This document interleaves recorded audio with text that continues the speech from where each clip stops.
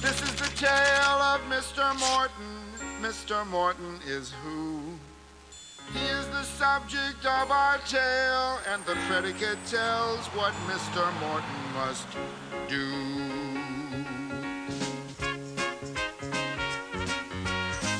Mr. Morton walked down the street. Mr. Morton walked. Mr. Morton talked to his cat. Mr. Morton talked. Hello, cat. You look good. Mr. Morton was lonely. Mr. Morton was. Mr. Morton is the subject of the sentence, and what the predicate says he does. Mr. Morton knew just one girl. Mr. Morton knew. Mr. Morton grew flowers for Pearl. Mr. Morton grew. Mr. Morton was very shy. Mr. Morton was. Mr. Morton is the subject of the sentence, and what the predicate says he does. The subject is a noun. That's a person, place, or thing. It's who or what the sentence is about. And the predicate is the verb. That's the action word that gets this subject up and out.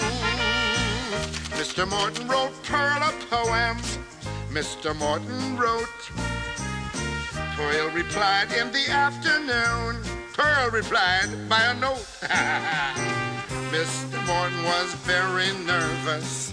Mr. Morton was. Mr. Morton is the subject of the sentence, and what the predicate says he does. The cat stretched, the sun beat down, a neighbor chased his kid. Come here, kid, come on. Each sentence is completed when you know what the subject did. Mr. Morton knocked on her door. Mr. Morton knocked. Mr. Morton sat on her porch. Yes, he just sat there and rocked.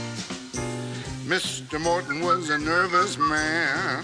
When she opened up the door, he ran. Mr. Morton climbed up his stairs. Mr. Morton climbed. Mr. Morton rhymed pretty words. Mr. Morton rhymed. Mr. Morton was lonely. Mr. Morton was, until Pearl showed up with a single rose. Who says women can't propose? Now Mr. Morton is happy, and Pearl and the cat are too. They're the subject of the sentence, and what the predicate says, hey!